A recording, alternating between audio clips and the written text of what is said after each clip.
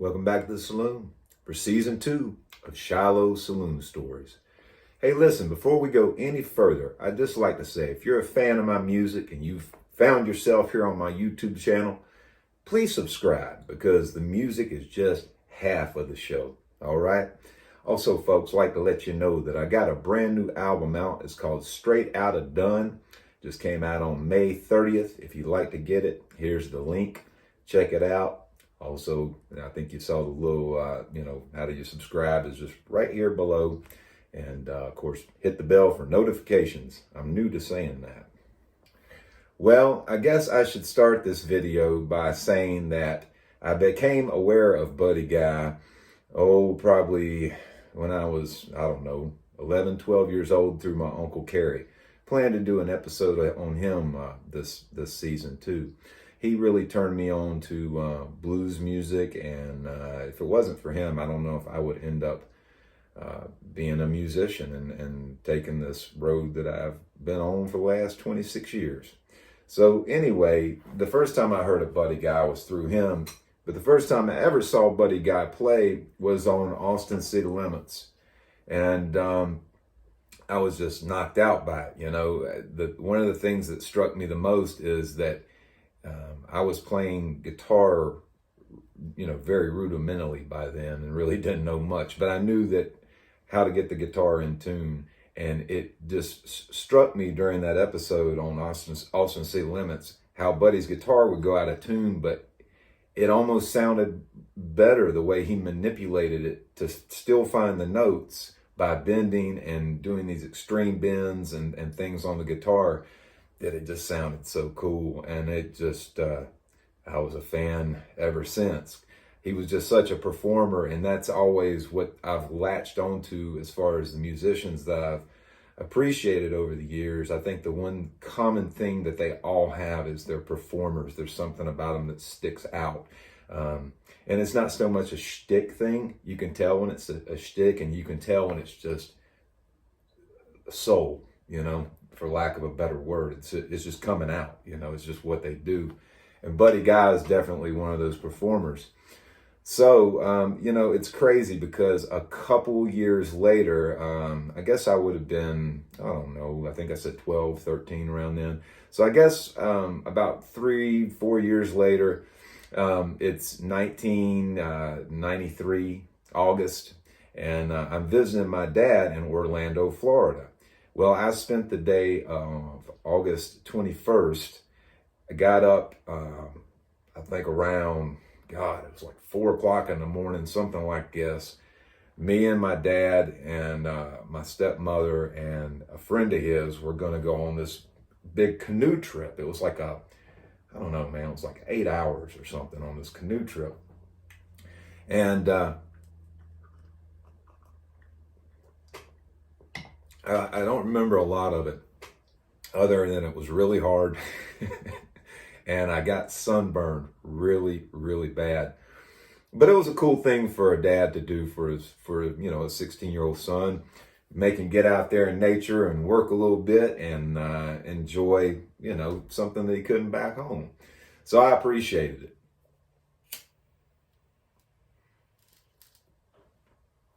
Pipe went out there. Hey, I'm smoking a pipe today, by the way, and this is something that I've gotten into in the last year and really do enjoy it. There's something to be said about, just sitting around and smoking a pipe. If you can go out on your back porch, and sit for an hour and do that and do nothing else and just look out, you're probably a pretty content person. It makes for a lot of contentment, this pipe does. I'm smoking some rum maple from the Pipe Hut up in Hickory, North Carolina. Love those guys. I love going there for cigars. They have fantastic little cigar selection up there, and they make their own blends of pipe tobacco, aromatic pipe tobacco. And like I said, this is the rum maple. I'm really enjoying this. Really enjoy the peach cobbler. I'm more of an aromatic guy when it comes to pipes. When it comes to cigars, I can't stand flavored cigars. But anything else, pretty much I'll smoke it. but really into the pipes this time around. So anyway, back to the story. When I got back from this camping trip, excuse me, canoe trip, it was probably, I don't know, about 5 o'clock in the afternoon or so, and I'm sitting around reading the paper and looking through it, and all of a sudden I see that there's this I think it was billed as the B.B. King Blues Fest or Blues Summit. This was 1993, so I think around this time, I could be wrong on this. I think he maybe had an album out called Blues Summit that featured some guests. But it said in the paper that B.B. King was going to have Buddy Guy with him. They were all playing. Eric Johnson, who, fantastic guitar player, how he found his way on the bill with these legendary blues folks that really his music doesn't sound too much like, I have no idea, but I really enjoyed him nonetheless. And then Coco Taylor was on the bill, who I ended up doing a show with Bob Margone and Chuck Cotton and Pine Top Perkins, the legendary Pine Top Perkins on piano. We ended up playing with those cats up, and I think it was, I think it might have been Connecticut, back in 2009, and ended up doing a show with Coco Taylor. She was the other act on the bill, so who would have known? But anyway, so I went there. I asked my dad, I said, hey, look, I said, I know you're probably beat. And I said, but what do you think about going to this blues thing tonight? You know, it was, I mean, we had time to get there. It was right there in Orlando where he lived. And I think it didn't start till like 7 or 8 o'clock. And, you know, my old man being my old man, he said, sure, let's do it. You know, he's got a good sense of adventure and everything. So we hopped in the car, got cleaned up from the day, hopped in the car, and me and him drove down to this blues summit, B.B. King's Blues Summit, in Orlando at this fairgrounds. And when we got there, Eric Johnson was playing. So right after Eric Johnson, Buddy Guy came on. And I mean, he was electrifying. I mean, just like I'd seen him in that Austin City Limits concert on TV. He was fantastic. He went out into the crowd, of course, like he does at most of his concerts and stuff, and had his wireless on. And, you know, got to see him very close coming down the aisle, you know, playing guitar and everything, and just electrifying and everything like this. So fast forward, I moved to Wichita, Kansas in the year 2000. You know, I think you can find that on one of the first season's episodes of Shiloh Saloon Stories. I think it's called I Hit the Big Time. Maybe I'll put a link down there. But I moved to Wichita, Kansas, and in 2001, I'd been playing for about a year professionally. I got to Wichita, and for some reason, Delta blues, that kind of blues, just didn't make it out that way. So nobody had really heard of that kind of blues out there, and I came out there doing that and just made a mark. I mean, I really exploded. I ended up going to Oklahoma, I think, that year, and playing in a blues competition where I beat 12 bands. One had a horn section with an acoustic guitar, playing by myself. So, you know, my name was getting around and everything like that, and saw myself moving up in what I was doing, but had no idea that I would get the call that I got. I guess it was probably sometime in April of 2001, or could have been a little bit before that, but a couple months before this concert was getting ready to happen at Rita's Little Uptown in Wichita, Kansas, which was a new big, I don't know, it wasn't like it's more kind of like a theater, I guess, kind of size venue, really big venue though. And I had played there. I actually opened for Delbert McClinton there, I think a couple months before that. So I was familiar with the place, and I guess I did really good at the Delbert show because I got a call from the owner of Rita's Uptown, and he goes, hey, Buddy Guy's coming here to play, and we need to open an act. What do you think about being the opening act? Are you game? And I'm thinking, you know, this has got to be a joke, you know, possibly I've heard this wrong, you know, but it was no joke. And so 8 years after I saw Buddy Guy live with B.B. King, who was also fantastic. B.B. was electrifying that night. He was still in really good health back then, and was still swinging pretty hard, if you know what I mean. You know, classic B.B. That's not really it. It's more like... So 8 years later, after that concert, at age 24, I'm asked to open for Buddy Guy. And I'm sure I don't have to tell you that I said, of course, yes, I'll do that. The concert was supposed to take place on Sunday, March 4th, 2001. And leading up to it, I was very, very nervous. So I had talked to a couple people that had, you know, either had experience with Buddy Guy or had heard stories of people that had experiences with Buddy Guy. And it's really odd that a lot of the common thing that everyone said is, oh man, he's an asshole. So that made me even more nervous, you know, because the whole thing was everybody was like, where are you going to get to meet him? You think you'll get to meet him? And, you know, I thought, well, God, if he's an asshole and as green as I am at age 24, I better look out. You know what I mean? So then also in my ear was my friend Barry Harris. You've seen the Shiloh Saloon Stories episode. In fact, it was the first episode was about him. Pop, Barry Harris. He actually wrote a song that Buddy Guy recorded called I Got a Problem. The song is credited to Jesse Anderson, but Barry tells the story that when Jesse Anderson left, who I plan to do a Shiloh Saloon Stories on as well, he was a blues guy out in Wichita. And when Jesse left for Chicago in, I think, the late 60s, maybe I can't say that. I don't have my dates correct there. But when Jesse went out to Chicago, he asked Barry, could he record that song, I've Got a Problem? And Barry said yes. Well, he never told Barry that, hey, if Buddy Guy wants this song, can I sell it to him? Which happened. And Barry never got the credit for it. So the story goes. So Barry wanted me, as you know, everybody's going, all right, what if you get to meet Buddy Guy and everything? Well, Barry's in my ear talking about, hey, if you meet him, and this is how Barry talked, hey, if you meet him, I want you to tell him that I wrote that goddamn song.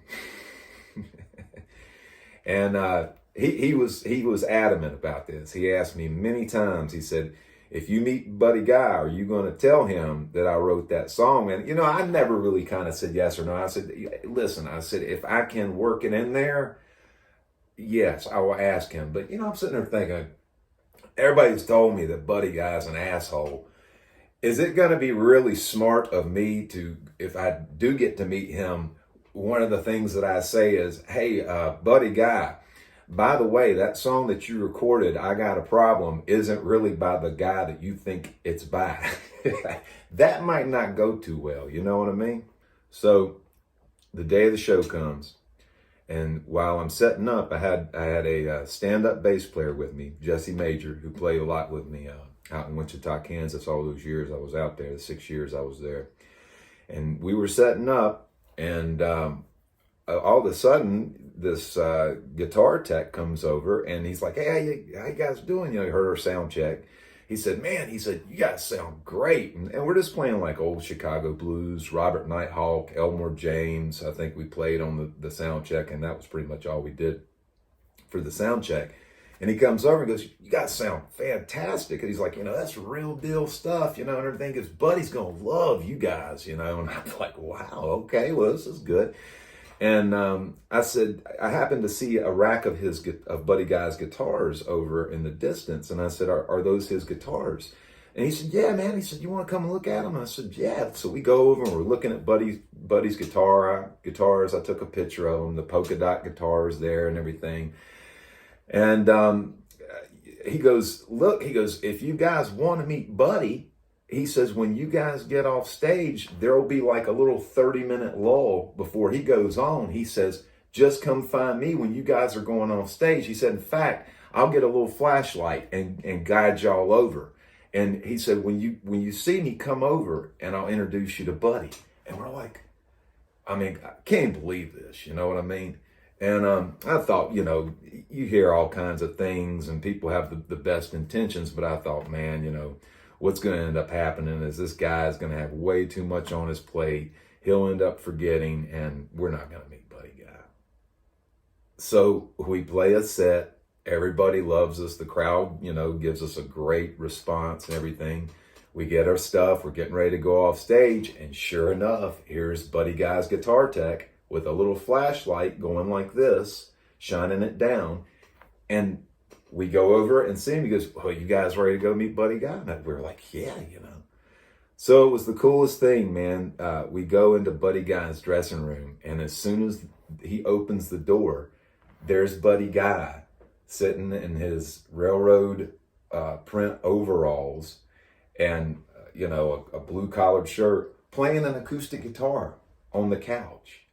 And I'm just, you know, it's like one of those crazy candid moments where you're just like, I mean, it's like walking in the guy's living room almost. And couldn't have been any nicer to both of us, me and my bass player, Jesse Major. Got up off the couch, smiled, shook our hands.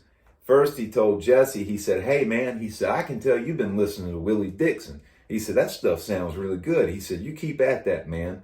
He came over to me, put his hand on my shoulder like that. He said, "Hey, son," he said, "I like what you're doing out there. Keep it up." And I mean, me and my buddy Jesse, we're just looking at each other going, I mean, we're just, you know, I've been listening to this guy since I was 12 years old, and now he's giving us encouraging words about our set that we just played. Was the kindest guy. He sat there and took photograph after photograph with us, smiled like we were his next door neighbor that he had known for 30 years.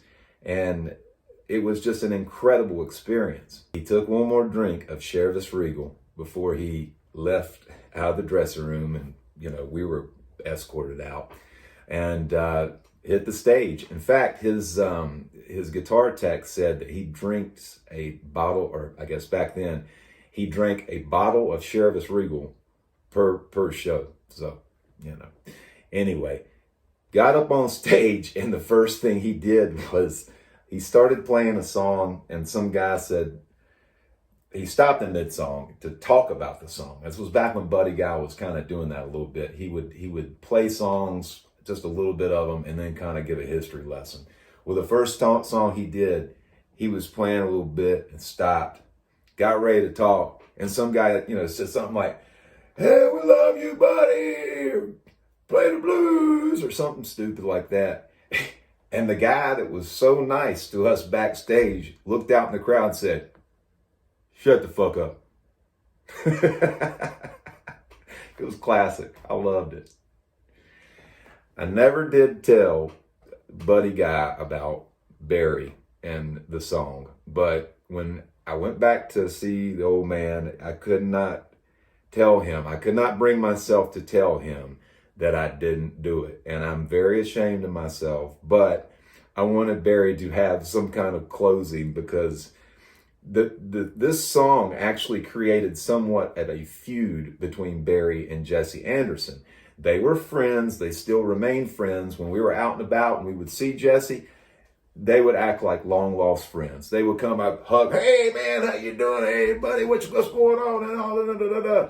We'd play or hang out with Jesse, or, you know, maybe sit in. He had a club called Sunny Boys. We'd sit in and come down there and play sometimes, have gigs. You know, it's just a scene down there. And as soon as me and Barry would get in the car and drive away from whatever encounter he had with Jesse, the first thing he would start saying is, "Goddamn Jesse Anderson. Who thinks he a goddamn star? He ain't no goddamn star. Hey, who the fuck know who Jesse Anderson is outside Wichita, Kansas?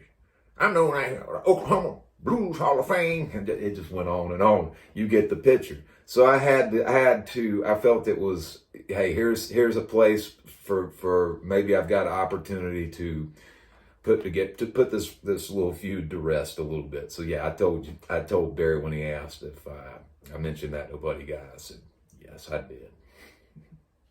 I'll never forget, after the concert was over, I stayed for the whole concert, and afterwards I went and soaked up more blues. I went from there over to Ninth Street, to the Ninth Street Club, where another blues man, Ray Drew, who was a dear friend of mine, and he and Jesse and Barry were made a real impression on me as a young man out there.